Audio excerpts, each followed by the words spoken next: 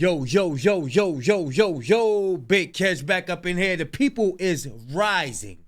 The people is rising. And we here for all of it. Shout out to, who we got?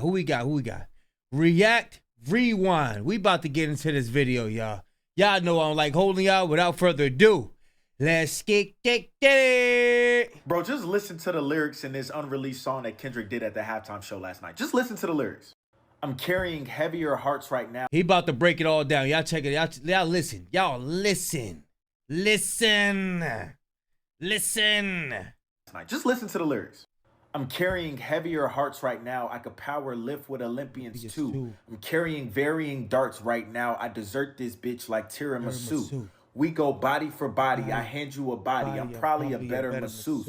Really don't bother nobody, but they run it by me if I gotta clear out the room. You would not get the picture if I had to sit you for hours in front of the Louvre. Would not have a soul even if I had told you to stand next to Johnny and Q. Thought he was nothing but government cheese, but now I could seize the government too. Remember the food stamp color was tan and brown, but now the 100 is blue. Remember I said I'm the greatest back when you debated the #1 and #2. Topic was always hilarious to me. You carry him to me. I brought out the broom. What are y'all, what? Biasness aside, hating aside. Bro, those are bars, man. That is top-notch writing right there. Anybody talking about some, oh, he's mid and all that, bro, you're not, do you dudes listen to music or do you skim through it? There's no way you understood that. You registered that, you heard those lyrics in your brain, and you said that's mid. Like, y'all are letting your biasness hold you back from greatness, because the people that understand what Kendrick is saying, maybe you just don't understand. If you don't understand and you can admit to it, this is not even about oh, I'm a Kendrick fan, I'm smarter than you. I really genuinely feel like people are not processing what he's saying, because oh my God, these are poetic bars, bro. Right. You think that's mid? I don't ever want to talk. I don't ever want to talk music to me. Don't hit me about no music conversations. I don't want to talk to you no more. 43-year-old mother of two, Serena Williams, in a bad blonde wig, like crip walking, is embarrassing. Like, I'm embarrassed. Bro, he got destroyed in the debate. I had to look it up. Bro, he got destroyed. Yeah, I start to figure out who he was, y'all. For her, she should be embarrassed for herself. In 2012, Serena Williams was going up against Maria Sharapova, okay, in a gold medal Olympic match in which Serena won. And in celebratory fashion, Serena Williams crip walks, which sends the world into, especially America, into a frenzy in which they called her classless. This Super Bowl theme, in short summary, is black people having to play this game for white approval, for white acceptance, being praised for appeasing white people. And at any point, we go against that grain, even if it's not harmful to them, even if it has nothing to do with them, being called ghetto, being labeled as unprofessional. And no one has embodied that like Serena Williams, right? We've seen her battle her blackness being challenged. We've seen her femininity being challenged. She's been called a man multiple times. We've seen her professionalism be challenged as well throughout her tennis career, all while trying to maneuver. And she's the most successful woman in tennis. She has 23 career Grand Slams. Even now in this video, watching him try to minimize Serena Williams' career down to just being a mother, a 42-year-old mother of two, knowing that she's won 23 Grand Slams, knowing she's won multiple gold medals, knowing she's the most dominant woman in tennis. That dude talking smack about Serena Williams ain't never did that, man. He ain't never come close to no athleticism, ain't known for nothing. All he just known for running his mouth. That's it. As a black woman, it's proven Kendrick right. It's proven the theme of the Super Bowl right. You know what I love? Watching all these sour, bitter-ass white folks in my ultra-conservative MAGA community say, I didn't like the halftime show. It was the worst halftime show ever. Kendrick will never be as good as Drake. Just be quiet. The same reason you think Kendrick will never be as good as Drake is the same exact reason that you think LeBron James isn't the greatest of all time. Because the truth is, you want Kendrick to just shut up and perform and entertain, just like you wanted LeBron James to just shut up and play basketball. Yep. You see, Drake's always been an agent of the... It was a lady on a newscast show. She was like, oh, LeBron, you just need to shut up and dribble the ball. Something like that. Man, that joint made me heated, bro. The system. He's a colonizer just like you.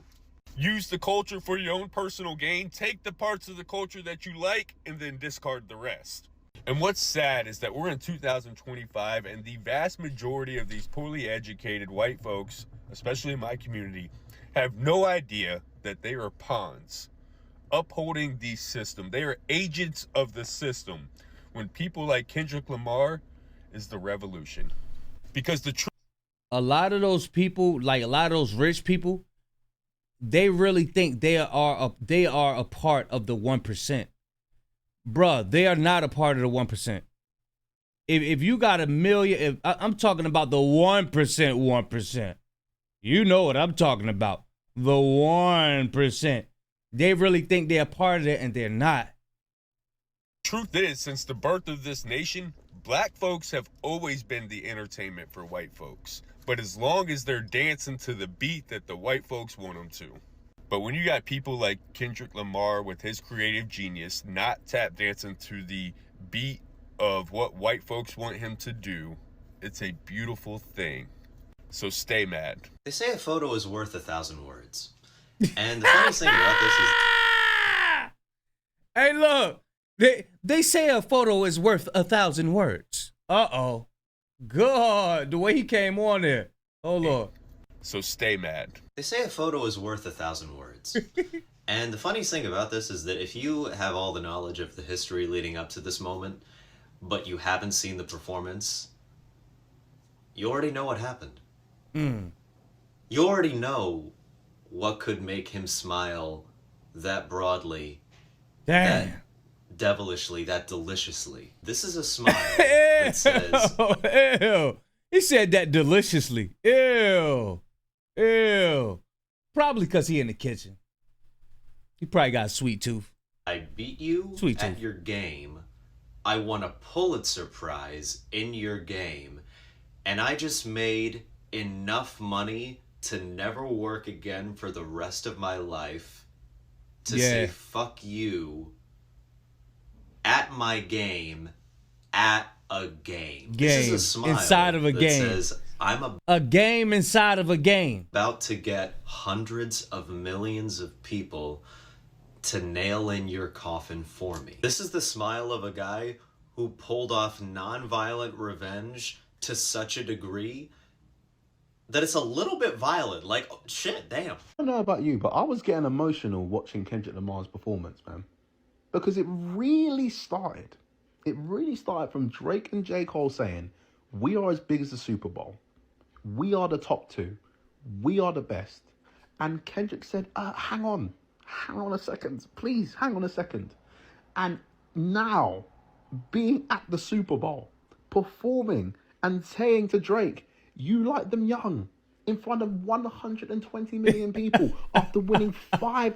Hey, look, man, I told you, our people is all over the world, bro.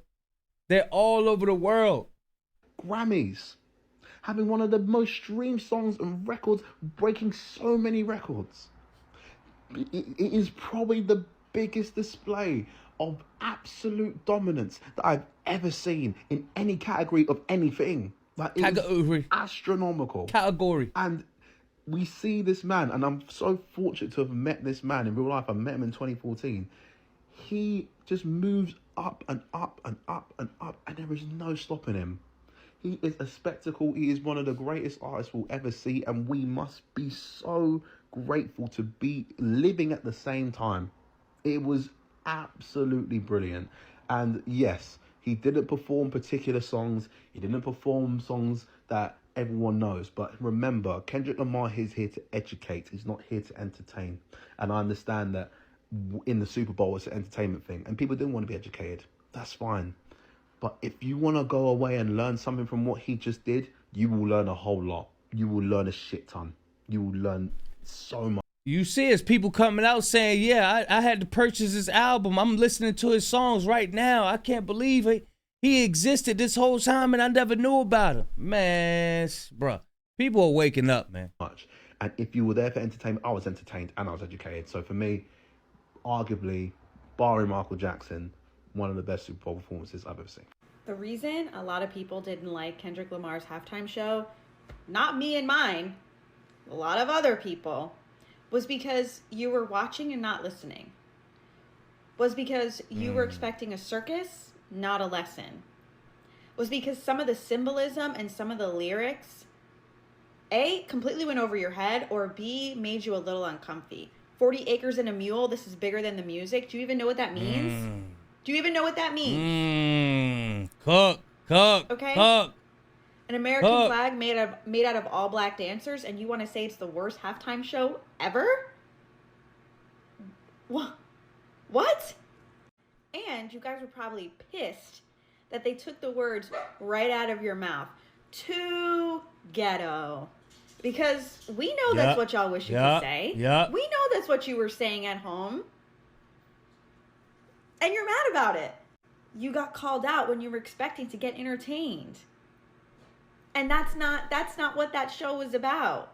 The revolution is about to be televised. You picked the right time, but the wrong guy. You guys missed the entire lesson. That's because it wasn't for you. Everything about that show. That's good they missed the lesson, because throughout the years, throughout centuries, we had to do things under the wraps. You know what I'm saying? We couldn't let everybody see what we was doing, or they'll just take it.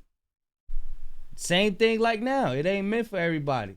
If they knew look, if he would have went over exactly what he was doing with everybody else who it wasn't intended for, they probably be like, nah.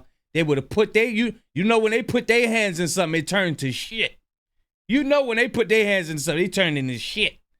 No. Oh, well, how about this? How about you don't put Samuel L. Jackson in there? How about you don't put the video game controller? How about we have one stage and we do this traditional? How about that, Mr. Lemire? It wouldn't have worked. And the symbolism in that show was amazing. And the fact that it made so many of other people mad is what makes it so good. If you think Kendrick Lamar's Super Bowl halftime performance was him just doing another lap around Drake, baby, I'm here to tell you the messaging and symbolism went right over your head. I started off by saying 40 acres and a mule is bigger than music. For those of you who don't know, 40 acres and a mule was a promise that the government made to us since we became free to help us start our own farms, be able to provide for ourselves. That promise was broken. Right after Lincoln got assassinated, they reversed the act, and here we are. Was Not Like Us directed at Drake? Yes, but it was also about what Drake represents. Drake is a Canadian man that took on black culture. We allowed him to do so, and then he turned around and started disrespecting black women. Yep. And you see how that turned out. His performance is also a direct response to what's going on in the news. You've seen it. They're trying to remove DEI inclusivity programs. DEI started with us because it got its roots in the 1960s civil rights movement and then went on to include things like religion, gender, sex orientation, and identification. And you see how they're trying to get rid of Black History Month. Kendrick Lamar's performance showed that no matter how you try to erase us or wash out our history or sign an executive order on us, you can't sign an executive order to cancel our culture, cancel our influence, cancel our impact. Throughout history, we have been constantly burned, bruised, hung out to dry. And Not Like Us is reclaiming our blackness and saying that they not like us. They try to take from us, they try to do all these things, but here we are still rising, still here, still present, still taking up space. No matter what you do, baby, the game is over. We know who we are, we know our power, we know what's going on, we are aware. Y'all can't play in our faces no more. So I just finished watching the whole thing with my family, and yes, the ancestors were involved in that. Like Harriet Tubman was like... He said the ancestors was involved in that, like Harriet Tubman was... We seen that. We're gonna go to skip to this dude right here, man. He look like he's cooking right here. You pick the right time, the most televised halftime show, so it's the revolution. But the wrong guy, Kendrick referring to him because he's exposing a lot. Well, sir, that's the shadow. See, you want to quit a nigga. See, you know I'm on my second strike, and you know you want to fuck with a nigga. Uh-huh. Hey, look. You want some eggs, nigga? You want some eggs? Hey, look. Yeah, hey, look. Y'all let me know who I'm talking about. Yeah. So you want to quit a nigga. The nucleus of this statement is what you didn't pick up. Because this is what Republicans, MAGA, and Trump would say. Oh, yeah, he's talking about himself. Ha ha. No, that's the shadow. The nucleus is the right time, is now. The right time is now. The wrong guy is Donald Trump. The wrong guy for right now is Donald Trump. Over your fucking head. That's the smoke screen. Trust me, I went to class on this shit. All right? However, if you want to nibble on this and oh, he coming at it different. I've never seen nobody come at it like this from this angle. He coming at it different right here. Y'all check him out. Extract something, go for it. This is why, following this, we then see America the wrong way with the flag and the symbolisms. The flag being constructed by black folks because this country was built on the backs of black people. While Samuel L. Jackson, Uncle Sam, Uncle Tom, telling him that that's too ghetto. You have to fit in. Come on, bruh. I'm laced with this shit. Uh-oh. You caught the smoke screen. I'm surgical with this, Jake. The obvious. And it's not always the obvious. Now, is it? I didn't think so. Hold your breath a little bit longer to go deeper, young man. The surface gives the illusion. Down deep is where we creep. Ooh! All right? Take it. Bars!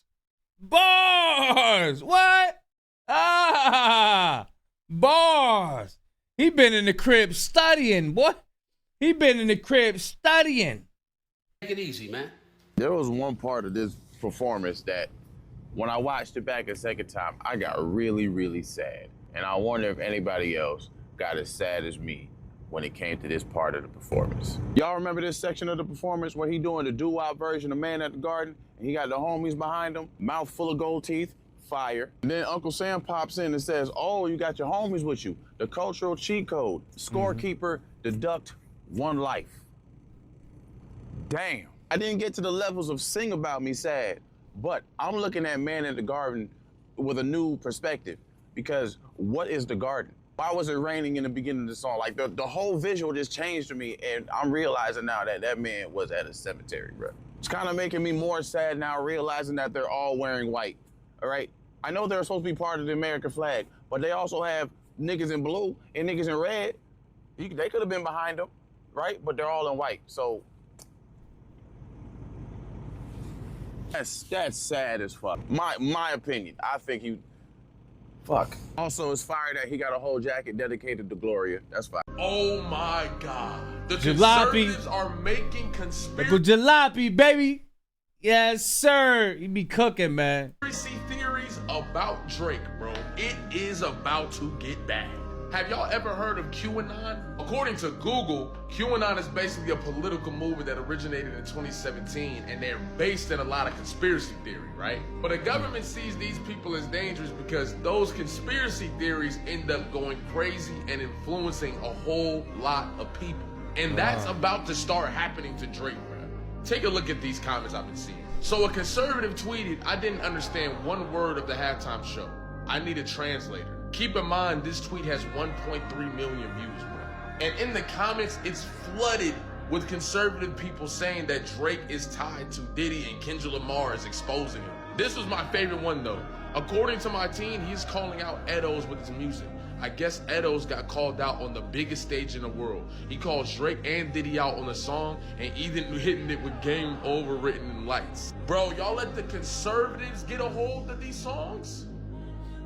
Oh my, Drake has no idea what he's about to start dealing with, bruh. He has no idea. On top of that, the Diddy trial is right around the corner, bruh.